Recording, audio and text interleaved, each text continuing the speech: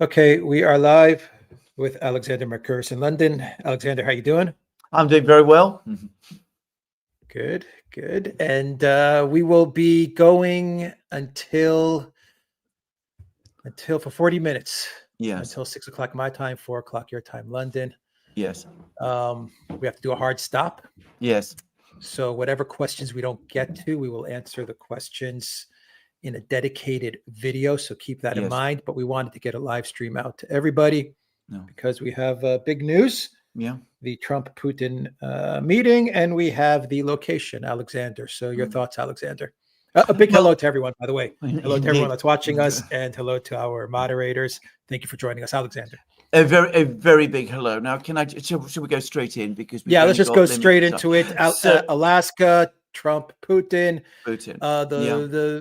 All the media articles about what was told to Witkoff, what Putin told to Witkoff. All of what that. was agreed All of on. that. There's a new article, by the way, Alexander Bild, which says that Witkoff misunderstood and he thought there was going to be an exchange of Zaporozhye and Kherson for Donetsk and Lugansk. That's been proven false. It looks like Istanbul Plus. Anyway, you can get yes. I don't think there's been many misunderstandings. I think we're seeing massive spinning operations, and I think this is a thing that people need to understand. You need a very, very level head here. Now, we have a summit meeting, and the key thing to look at first is the time of the summit meeting. So Trump started to make all those ultimatums about a month ago. He gave Putin 50 days in which to come to a deal with Ukraine. He said, if that doesn't happen, then I'm going to impose massive sanctions, massive tariffs. He said he was very disappointed with the Russians, and he seemed to be stepping up military aid to Ukraine via NATO. What happened, and I think this is now absolutely clear, is that most of that was bluff. It was a poker game which Trump basically had to throw. I mean, Putin called his bluff. The military aid is not changing the military situation on the front lines. The United States doesn't have a huge inventory of weapons to send anymore. Trump's domestic base was becoming increasingly unhappy. And beyond that, the sanctions tariff bluff was absolutely called. The Indians refused to back down. I think Trump thought they would be the weakest party. They showed that they were not. They stood up to this threat of the tariffs, and pressing forward with them would have caused Trump major political problems and the United States major economic problems. So he's got a collapsing situation on the front lines in Ukraine. This is Trump's problems. He's got the fact that by making these ultimatums, he's raised expectations that some kind of decisive action against the Russians was coming. So he had to find a way out of it, and he did so by sending Witkoff to Moscow, getting Witkoff to persuade the Russians to agree to a summit meeting. And that was clearly a very, very difficult thing to do. It took 3 hours. Up to now, Putin has been very reluctant to agree to a summit meeting with Trump. And I think there's no doubt at all that Witkoff made proposals to Putin. The media spin is that it's the other way around, but it makes much more sense to understand the proposals coming from the Americans. And what Witkoff obviously said to Putin is, we are prepared to understand your position, Istanbul Plus. We understand where you're coming from. We're starting to move towards it. We understand that the Ukrainians are going to have to retreat. We understand that there has to be further negotiations. And importantly, that the negotiations must be between you, that is to say, Russia, and us, the United States. So there was an attempt by someone over the last couple of days to get Zelensky inserted into the process. Clearly, this was not discussed between Putin and Witkoff, and was probably not suggested by the Americans at all. The Russians said no. Trump, who is in a weak position, backed off. Zelensky is not going to be involved in this meeting, which is taking place in Alaska. And the Ukrainians are out of the picture. The Europeans are out of the picture. We now have direct negotiations about Ukraine between the two real parties to the conflict, Russia and the United States. That's what the Russians have wanted all along, and that's what they've managed to get. And as for the fact that the summit meeting is happening in Alaska, this is convenient territory from both sides. For Trump, it's in the United States. For Putin, it's very, very close to his own country. It's also a territory that was previously Russian, by the way. Fact people are overlooking, where there is still a Russian cultural presence, where the Orthodox Church, the Russian Orthodox Church, also still has a presence. So it's a comfortable place for the Russians. It's out of the way. It makes it much more difficult for someone like Zelensky to gate crash the meeting, as he might have done if it had happened in the Middle East. So overall, we have a negotiation now between the Americans and the Russians. And though maybe one shouldn't place too much weight on some of the detail that's appearing in the media, the clear indications are that the Americans are moving towards accepting Istanbul Plus. Maybe they're only talking about a Ukrainian retreat from the Donbass rather than Zaporozhye or Kherson. Maybe this hasn't been discussed in that kind of level of detail at all. Who knows? But the fact is that it looks as if the Americans are moving towards the Russians, not the other way around.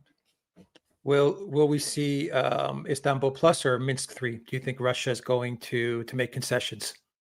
No, I don't think there's going to be Minsk 3. I think this is, again, people are always worried about this, but just before Rightly so. I mean, but rightly so, because of the Yeah. history. But of course, Yeah. Putin himself has said we're never going to agree to anything like that again. And just before all of these sets of announcements took place, a senior Russian diplomat also said that Russia is indeed interested in peace, but it must be a lasting and conclusive peace. So it is not going to be Minsk 3. I mean, the Russians are under no pressure to agree to Minsk 3, and they've excluded it. And I don't think that's a possibility that we should consider at all. Okay, a lot of people talking about the fact that this is going to be in the United States. Yes.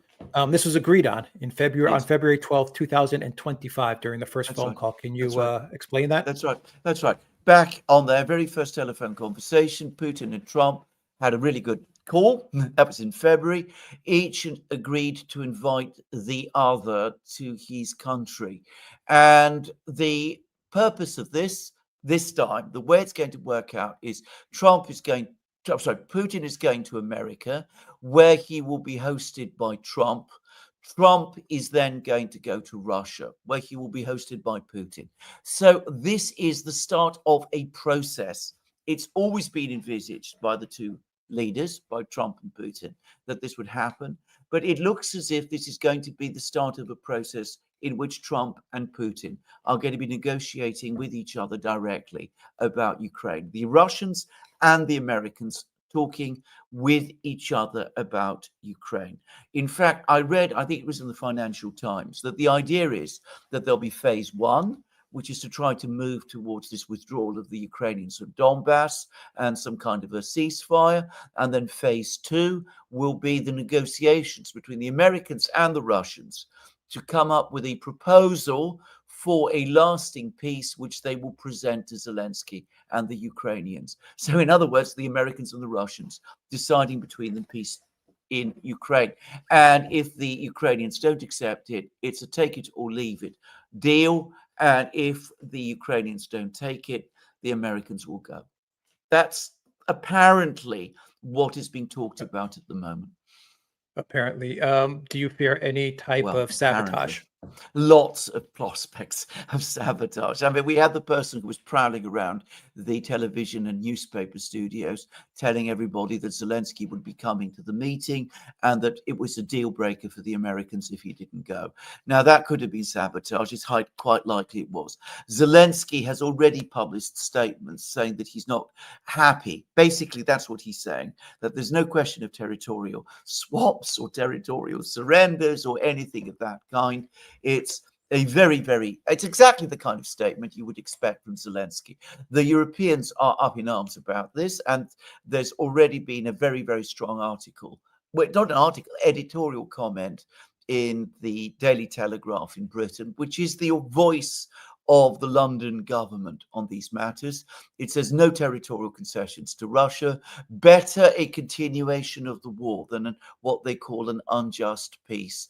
And of course, in Washington itself, Lindsey Graham, Richard Blumenthal, all of those people, they're still there. So are the people in the bureaucracy. Kellogg is, of course, also still there. They will pull every string they can in order to sabotage this process, and they may succeed. If I was a betting man, I would say they will. Yeah, I was just about to ask you that question. What are the chances that the United States will be able to actually agree to Istanbul Plus and honor Istanbul Plus? I mean, the chances are pretty slim. I would say minimal. And I think that's the thing people need to understand. I think that there's going to be an awful lot of discussion, an awful lot of negotiation, maybe, but there's going to be criticism all along the way. Whenever Trump is criticized, he tends to retreat in the face of that criticism. I suspect that he will gradually retreat from the position he seems to be taking now.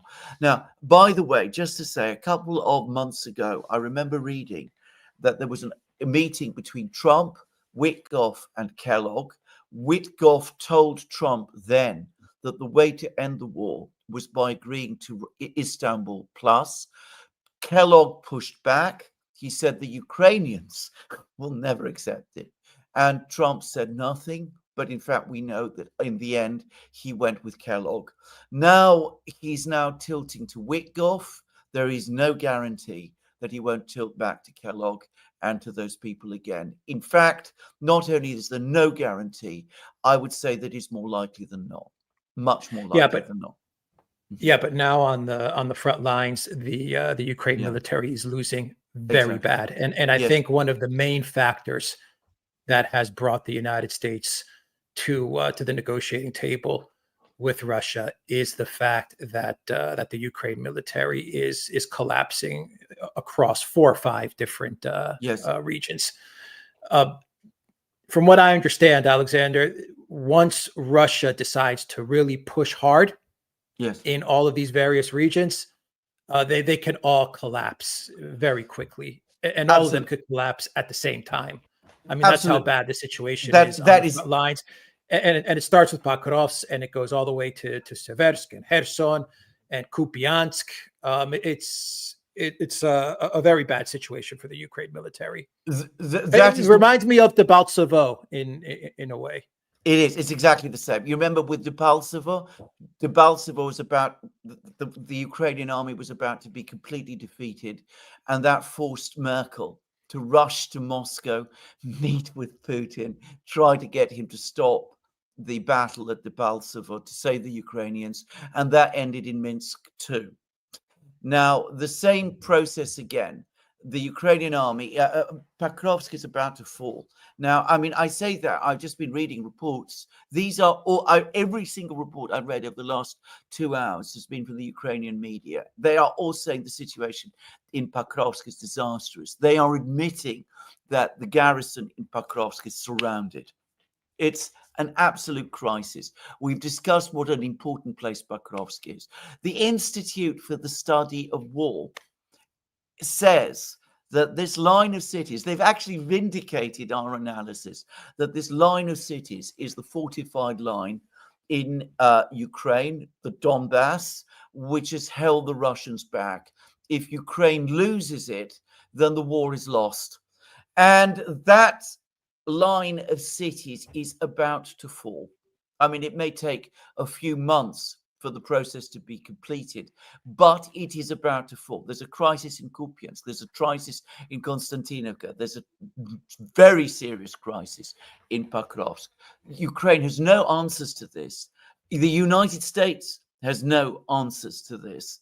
And that is why we're suddenly seeing this enormous push for negotiations with the Russians now, because the Americans know that the collapse is on its way. And that's why they're prepared to cede Donbass, because they know that Ukraine is about to lose it anyway. Well, they're going to have to see Donbass and Zaporozhye and Kherson in its Ultimately, entirety. ultimately, And no one's talking no to NATO. No one's No. talking no to the EU. I No. mean, we haven't seen articles talking about this at No. all. They're just talking about territory.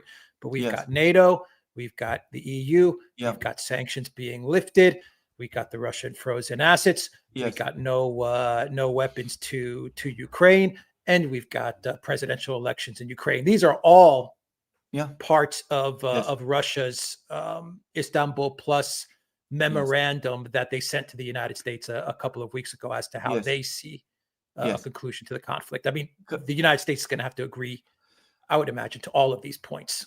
If there's going to if they're going to agree to anything at all, more Right. likely That's what I'm saying. more likely they won't be able to, Right.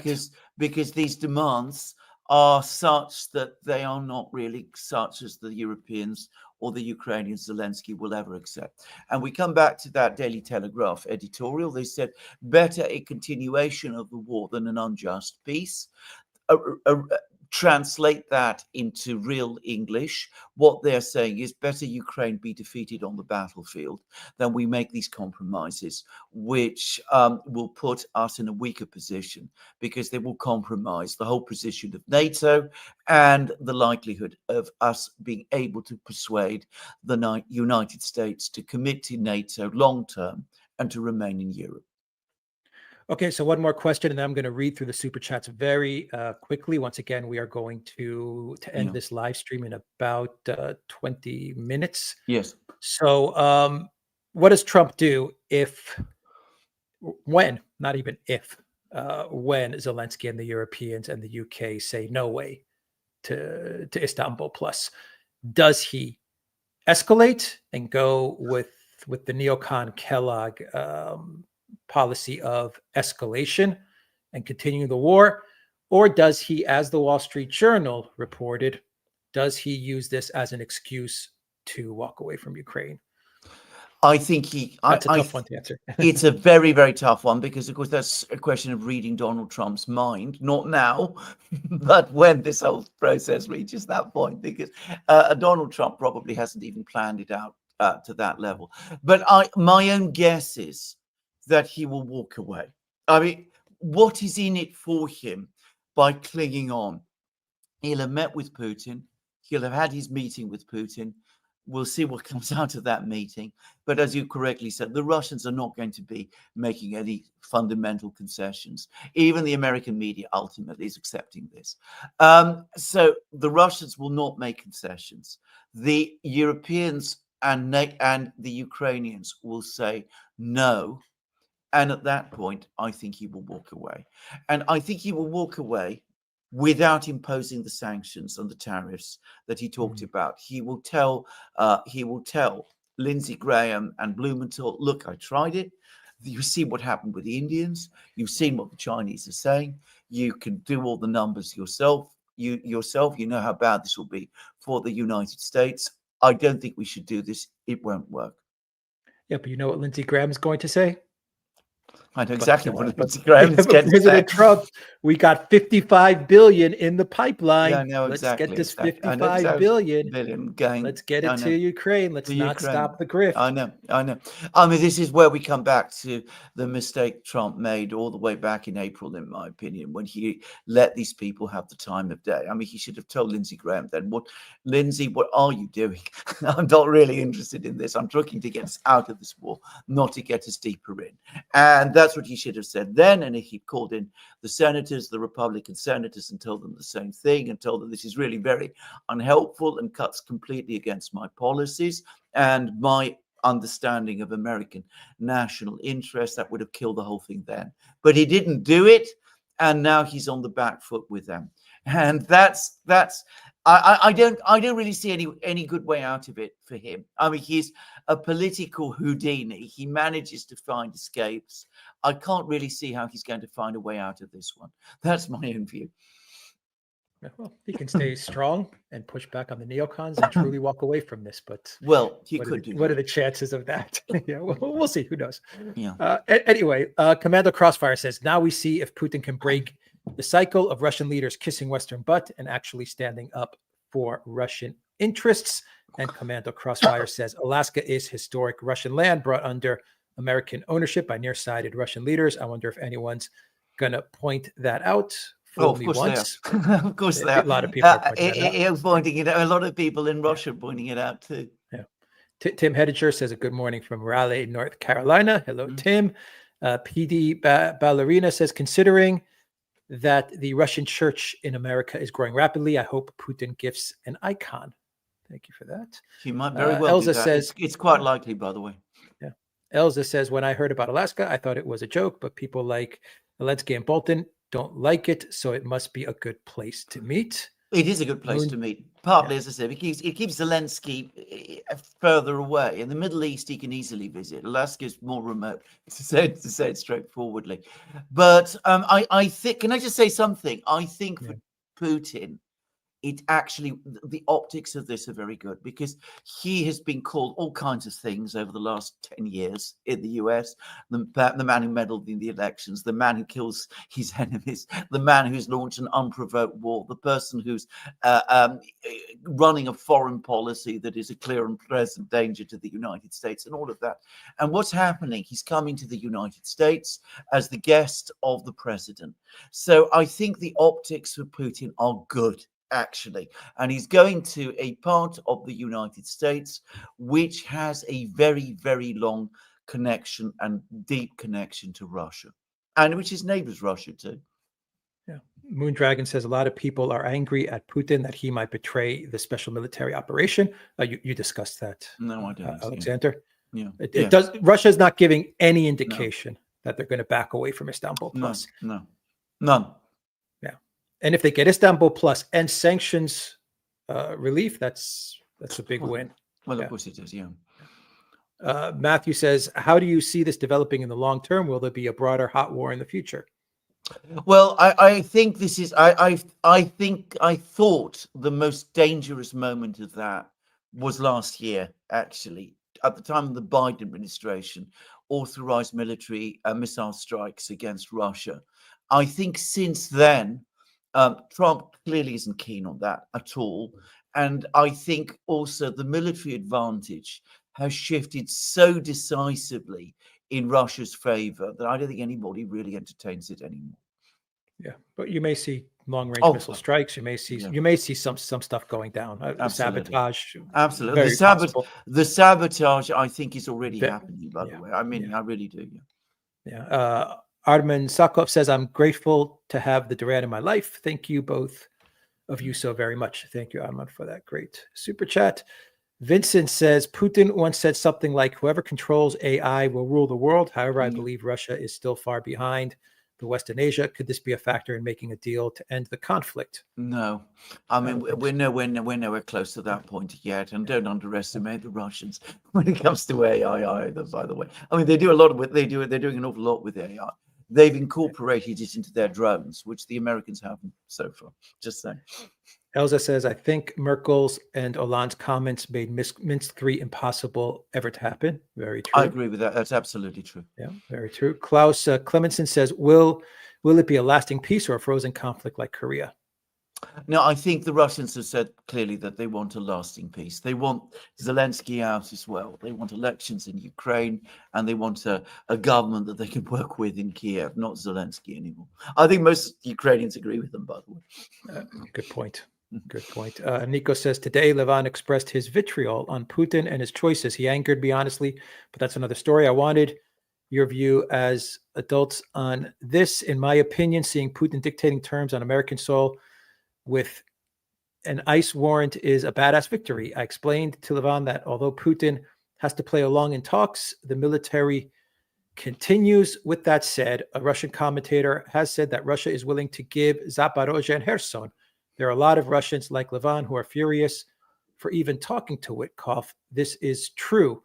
I am giving Putin the benefit of the doubt, but if Putin gives in, then he is done. Russia is done. And like Levan said, even the multipolar world is done. It's almost like he is asking for a coup. Please tell me that Putin and Russia aren't weak enough to give concessions, because Levan is right about one thing. India and China have done jack shit for Russia and BRICS. They haven't helped. People are complaining about Russia about being restrained, but honestly, China have been embarrassingly restrained towards Taiwan and the US lately. That's why I hope that Putin hasn't given up. Your thoughts, Alexander? Well, I think the first thing to say is I think we've already answered your points about Putin and his concessions and those things. There's not a hint, just to repeat again, not a single hint from any Russian source that the Russians are conceding anything. And I don't think we should expect it or assume it in any conceivable way. It doesn't mean it's 100%. No, it doesn't mean. It doesn't. He may make concessions. We don't know. Yes, but we don't know. Like you said, Alexander, up until this point, there is zero indication that he's going to make concessions. Exactly. Zero. Absolutely zero. Now, as for the rest, as I said, I mean, if he were to make the kind of concessions that perhaps Levan is worried about, then I agree it would be a crisis in Russia. That's another reason why I don't think he's going to make those kind of concessions. I don't agree with you about India and China. There is no sign that Russia has asked either India and China for the kind of aid that you're talking about. I don't think Russia needs that kind of military support from India or China. What they have wanted is to be able to trade with India and China. And the Indians and the Chinese have said to the Americans, that is non-negotiable. We're going to trade with our friends, the Russians, and it's nothing to do with you. And I think that's all the Russians wanted, and it's exactly what they've got. I think that Trump put BRICS to the test. Yeah. And this is a good thing. He really tested BRICS. He went after BRICS. Yes. And BRICS unified. Exactly. I think this entire process that we've seen over the past week has actually been good for BRICS. I agree with that completely. Lula got everyone to unify. Modi got people to unify. China, Russia, they came together as they were being attacked. Exactly. So I think that was actually a good development. Elza says, did Russia finally reach a strategic, important city? Yes, Pakros, Konstantinovka, all of these are very important cities. Nico says, if a deal is reached with Istanbul Plus, will that be enough or just another Minsk stall? How will this define Russia? Will they move towards the West via bad leadership? Can they find peace? Well, about the future of Russia and where it will go, I mean, that is a huge question, and I don't think we can answer it in this program. Istanbul Plus would be a very good deal for Russia at this time. But we might not get Istanbul Plus, just to say. I still can't imagine any situation where the Ukrainians or the Europeans will agree to it. I mean, I really can't. Andrea says, is it possible that Trump is more keen to talk about Iran, Israel than Ukraine? Well, I don't think so, actually, because there are lots of things that they can talk about, arms control certainly being one of them. But the entire the imperative, the need to talk now is focused also, it seems to me, on Ukraine. That's where the crisis is. That's where the urgency is, because exactly as Alex said, the situation on the front lines is now bringing us close to the point of collapse. And as I said, even the Institute of the Study of War is now admitting finally what we've always said: if Ukraine loses this line of cities, its entire strategic position is lost. Stefan Gabriela, thank you for that super chat. Fuzzy Ball says, do you foresee a substantial border between Russia and Ukraine? Not the Berlin Wall, but certainly there has to be discouragement for future incursions. Well, it depends very much on what kind of political developments there are in Kiev. I mean, if Zelensky falls, if a pro-Russian government comes to power in Kiev, which is not impossible, by the way, then the entire dynamic will change completely. If we have the same kind of regime that we have at the moment survive in Kiev, then I could say bluntly, we will have another war eventually. Though from At that point, if we have Istanbul plus, in the meantime, Ukraine will be in a weaker position and Russia will be in a much stronger position than it was in February 2022. Arcane Eclectic says, I don't think people understand that Putin agreed to a meeting on U.S. soil just to piss off the EU and the neocons like Lindsey Graham, and it's working. Well, he didn't only do it for that reason, but I agree that's going to be the effect. They're going to be furious about it. The Europeans are furious about it. Yeah. Double Down says, can you describe how each party would benefit from a ceasefire? And furthermore, who needs a truce more than the current time, BRICS or West? It depends what you mean by a ceasefire. If you mean a ceasefire like the one that Putin discussed in his speech to the foreign ministry on the 14th of June 2024, a ceasefire where the Ukrainians pull out of Donbass, give up their great line of fortified positions, and also pull out of Zaporozhye and Kherson. That's not just a ceasefire, that's a Russian victory, to say it bluntly. I mean, that ceasefire works completely to Russian advantage. If you have a ceasefire like the one that Zelensky has been demanding and which Kellogg wants and which Trump up to now has backed, a ceasefire where the conflict is frozen on the existing lines and Ukraine is free to move towards NATO and build up its armed forces in an unrestricted way, then that is a defeat for Russia and a victory for Ukraine. So we're talking about completely different types of ceasefire. And at the moment, based on some of the media reports that we are seeing, it is a ceasefire on Russian terms that is being talked about. John Roberts says, what will be the European reaction to any possible U.S.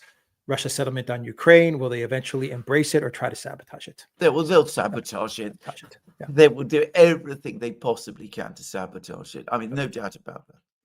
Vangelis Corleone, thank you for the Duran super chat. Sasichka says, what are the chances that Putin gets arrested? None. Not in the United. First of all, the ICC. There has no jurisdiction in the United States. The United States not only is not a party to the Rome Statute, it has sanctioned the ICC. It wants to close it down. So there is no chance of Putin being arrested in the United States. He's coming as a guest of the president. Trump wants to speak with him. It's very important that Trump speaks with him. You can see that. I mean, when Putin said, I'm not going to come. I'm not interested in speaking to Zelensky, and Trump immediately caved. That tells you how urgent it is for Trump that this meeting happen. So there is no chance, none whatsoever, that Putin is going to be arrested in Alaska or over the course of this summit meeting. None at all. Andrea says, Zelensky is useful for Russia while the war is going on. When Russia is calling for Zelensky to go, it means that they are trying to end the war. Yes. Yes. Hello there says, hi guys, when are you going to start the Russian history series again? Did Stalin kill a lot of Russians, or is it just Western propaganda? He did kill an awful lot of Russians, and it is not just Western propaganda. That there's a lot to be said about it. We will come to it as soon as we can. If the war ends sooner rather than later, we might be able to come back to it sooner. We would love to come back to it. Yeah. Nico says, also, what happens if another Operation Spiderweb happens during the negotiations? I can't even imagine the collapse of the political system in Russia if Putin honestly doesn't use nuclear missiles, which the West wants to. Well, he's not going to, and it wouldn't be that bad. But I mean, absolutely, we may very well be seeing Operation Spider's webs and bombing attacks and killing assassinations of Russian officials. They will pull every lever they can to prevent these negotiations succeeding. Yeah. Claudia Peterson. That's a certainty. Claudia Peterson, welcome to the Durant community. Monty says, it's a bit of an old topic, but I've always associated Zelensky more with Mos Eisley, not Nabu. Thank you for that. Copa 3D, if the West wanted peace, they would force Zelensky to back off and stop attacking, leaving Russia in a position of an overt aggressor if pushing on. Well, they don't want peace. I mean, that's been the story. I mean, the reason we've had a war in the first place is because the West didn't want peace. If the West had wanted peace, they'd have backed implementation of the Minsk agreement. They didn't. Yeah. They sabotaged it. So, I mean, they don't want peace. You see that Daily Telegraph editorial said as much. A continuation of the war is better than what the Telegraph calls, the British call, an unjust peace. An unjust peace is any peace in which Russia doesn't lose. So they don't want peace. Trump perhaps wants peace for his own reasons. Nitin Chopra says, do you think the new policy shift of the USA of geoeconomics and don't care about geostrategy, is the USA ready to lose India as a strategic partner? Well, I don't know whether they thought this through. I think they probably overestimated the extent to which India wanted to be on good terms with the United States. And I think they probably imagined that if they put a bit of pressure on India, it would agree indeed to scale down its purchases of Russian oil. And I think they have been extremely upset and surprised that the Indians have stood up to them. And by the way, don't believe the stories that you see being planted in the media all over the place, in Bloomberg and all the rest, about the Indians reducing their purchases of Russian oil. Indian oil industry officials are, whenever these stories come out, are coming out and saying that they are not true, and they're explaining what is really happening in the Indian oil industry. Okay. Let's do 5 more minutes, and we have to do a hard stop, Alexander. Yes. You have to Yeah. end the live stream. Agu said, EU agreed to humiliating tariff deal with US with understanding that Trump would be backing Project Ukraine. If Trump betrays them, what will van der Leyen do? Will the deal be in tatters? Yeah, the deal is already a terrible deal for the EU. You're absolutely right in everything that you would say, but I mean, they're not going to be in a position to go back on it. I mean, having conceded what they conceded, they are now locked in as well. That's my view. Michael Greco says, correct me if I'm wrong, but didn't the head of KGB during Glasnost administrations to around 42 million killed under Stalin? No, not 42. He didn't, by the way.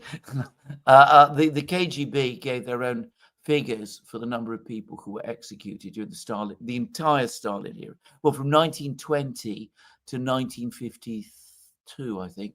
And they put the number of people executed throughout that time at 700,000. Yeah. Now, Elsa says, that's no a one very will different from 42 million.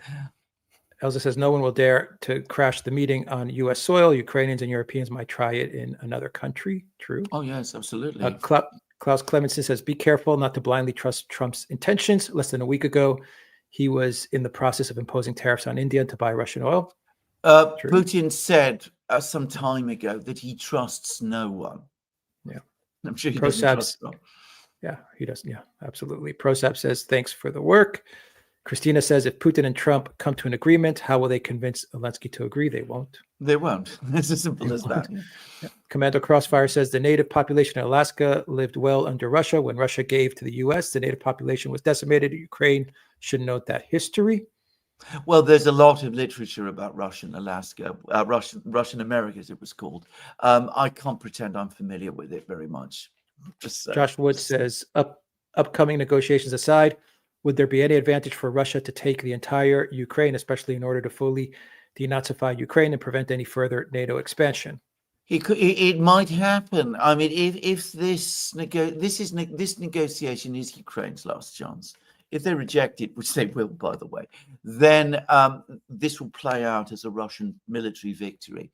At which point, the only reason why the Russians might not go to Western Ukraine is because they decide that it's not in their interests to. So that's the situation then. Doc Fumer says, don't you think the U.S. deep state will take the occasion to either capture Putin, remember the mandate, or get rid of him? No, I don't think so. I really don't. I think that would be crazy if they did it. It would be crazy. I mean, that'd be madness. I mean, it would. Madness, yeah. It would compound their problems. I mean, for one thing, the man who would probably take over eventually would be Medvedev. I mean, Mishustin is the prime minister's the next in line, but probably it would be Medvedev. You really want Medvedev in control? Just saying. That says, is the same private security force protecting Gaza going to protect the Azerbaijan-Armenian corridor? Putin needs to ask that question to the press. I'm going to say something very quickly about the Zanzibar corridor and all of that. My own personal view is that it's a trap for the United States. I mean, people always think about this as a problem. We will do a proper program about this, but people are talking about it as a trade route between when, where, and where. Exactly. I mean, you're going to have American troops perhaps patrolling in an area in the southern Caucasus where the Russians are overwhelmingly dominant. This isn't going to work out well. Just all right, two more. GS Now Yeah. says, Alex and Alex, what is your opinion on Reznik? Alexander flip-flopped a few times. Ted Postel analysis says some blown out windows. Andre Martiano and Larry Johnson believe it turned yush mush to dust. Putin has deployed them now. What do you think? Well, they are being deployed, and I think the more we know, the more likely it was that the Larry Johnson and Martianov analysis is the more correct one. I say that because we have heard nothing more from Yuzhmash since the Oreshnik strike on it took place. Nothing. We've seen no pictures, no film that I'm aware of, no sign of any production there. It looks as if that factory, colossal factory, has indeed been destroyed. Agreed. Supernova Soon says, as you always say, neocons have no reverse gear. Correct. There have been assassination attempts lately on world leaders from Fico to Maduro, some more successful than others. That speaks to the kind of thinking in place in some quarters that matter. Wouldn't Putin's visit to Alaska be dangerous, and not just for him, but for an all-out war between nuclear superstates? Let's keep that in mind, that neocons are not just crazy and radical, they are also stupid. If you're talking about the threat of assassination, that is a very real one. And of course, the Russians will be bringing a massive security detail with them to make sure that Putin is protected about that. There's going to be huge discussions between the Americans and the Russians about every aspect of this. And those negotiations, those discussions are underway now. Yeah, I am not. A Nugget says, why can't Trump just bully Euros in accepting the terms? He agrees to Russia like he did with his tariffs. What's the difference? It's not the Europeans or the Ukrainians who are the problem. It's the neocons in Washington who are the problem. That's the thing you must understand. That's the problem. Yeah. Okay. Yeah. Well, that's exactly right, Alexander. They're all together. They're all together, though. Yeah. Zelensky, the neocons, the Europeans, but it's the neocons that if they get Trump to flip flop or they get this agreement to not go through, then that's the neocons doing. Yeah. All right. Exactly. We'll end it there, and we will see everybody on Monday. Thank you to everyone that joined us, and we have some videos coming up on our channels. We certainly do. Take care. Take care.